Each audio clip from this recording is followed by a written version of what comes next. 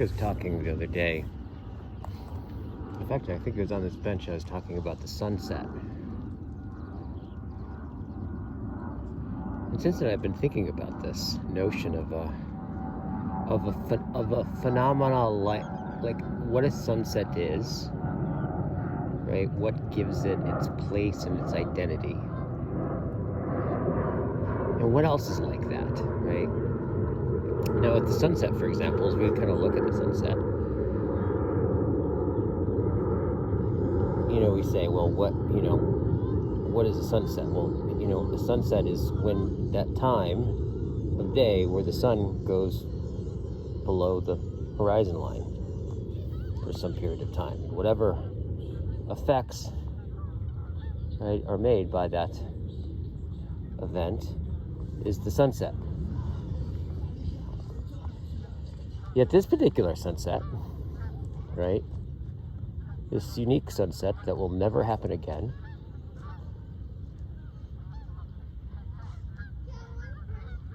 if I went on the other side of the island over there, it wouldn't be the same sunset as it is right here. In other words, sunset is that kind of entity, I guess, that kind of being that isn't completely just in itself, right? It arises out of this complex relationship between distance and time and observers and positions and perspective. And really, you could say the sunset arises, becomes what it is, out of our participation. If we were to participate differently, that particular sunset would be a different sunset, right?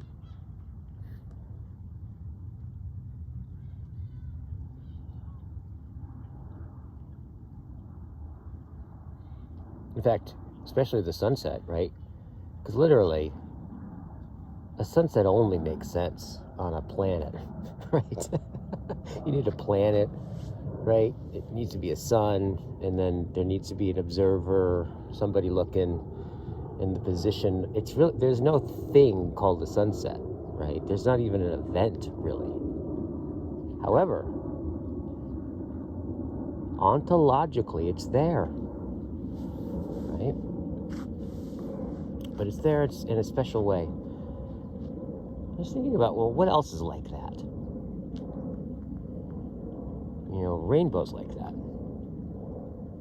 Rainbows exactly like that, right?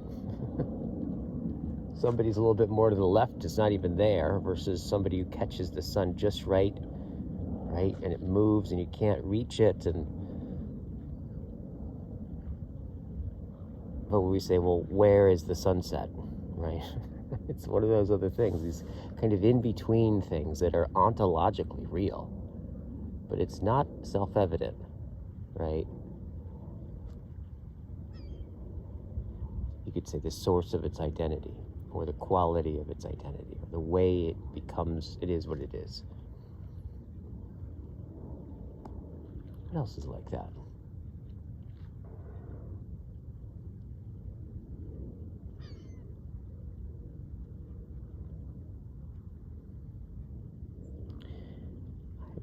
I would imagine a self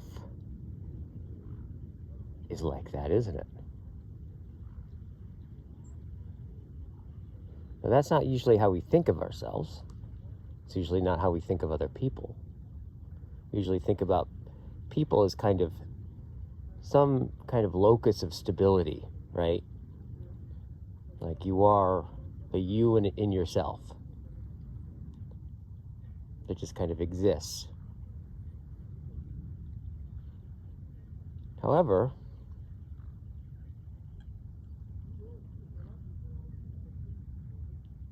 if you really know someone,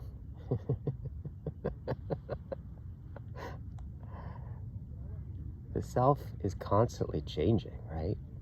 And its claim about itself changes, let alone let alone your own position on your own self. Jeez. It's kind of like one of those things of, I believe, gurus and like mystical teachers often talk about, if you want to get enlightened, just sit down and look for yourself. And the point of that is that, our instinct is like, okay, I'll go sit down, I'll find myself. But when you get down to it, you don't really find yourself. You find your breath, you find your body, you find your thoughts, you find feelings, and you find on a subtler level, like you find thoughts that say something like, this is me. But where's the me? Right? Yet, I think, to some degree,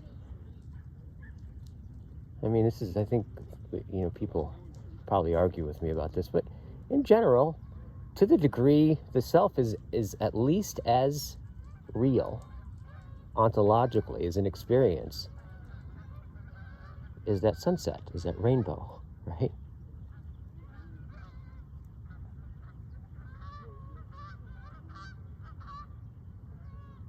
And depending on my perspective,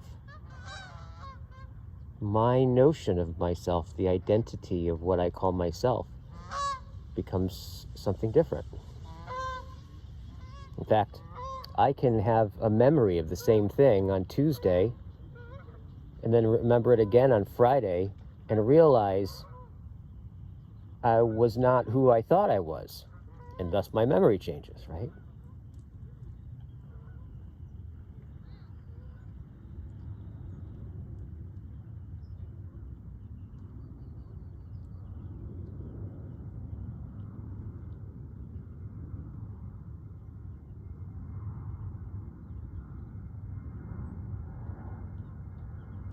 So the more I ponder it, consider it, think about it,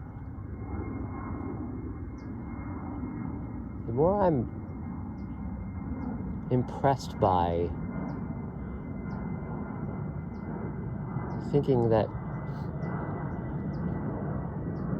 it's more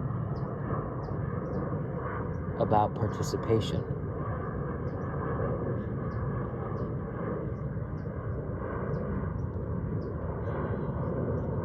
The way I participate, and of course, participating is a way of responding to being a being in a world, right? Not participating is a way of participating, right? Yet the key seems to be what things are, who they are, the way they show themselves, what they mean, aren't necessarily a designated thing out there in itself. At least the stuff that, maybe a rock's like that, but that's even arguable, I think.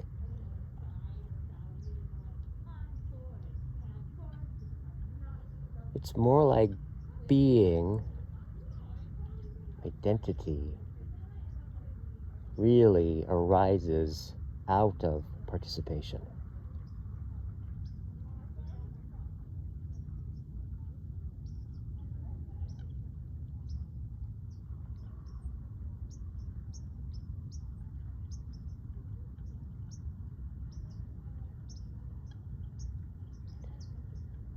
So I guess I leave myself with, I leave the sunset with, what is it that grants or governs, one, that there is participation, that I participate, and what is it that governs the quality or the way of that participation? Because if participation is such a deep,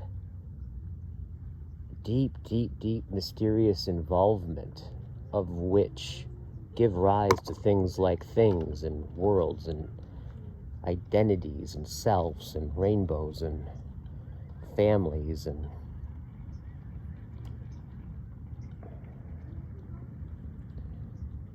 there's a quality in which we just find ourselves participating. We can't not participate, right?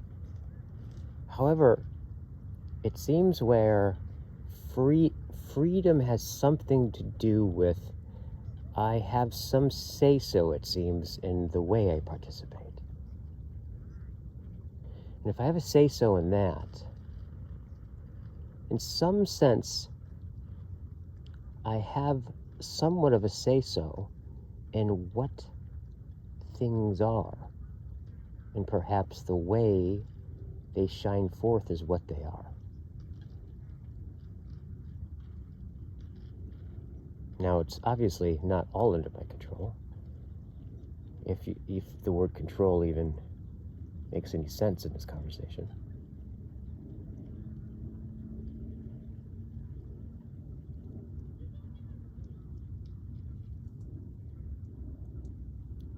What is the source of our participation?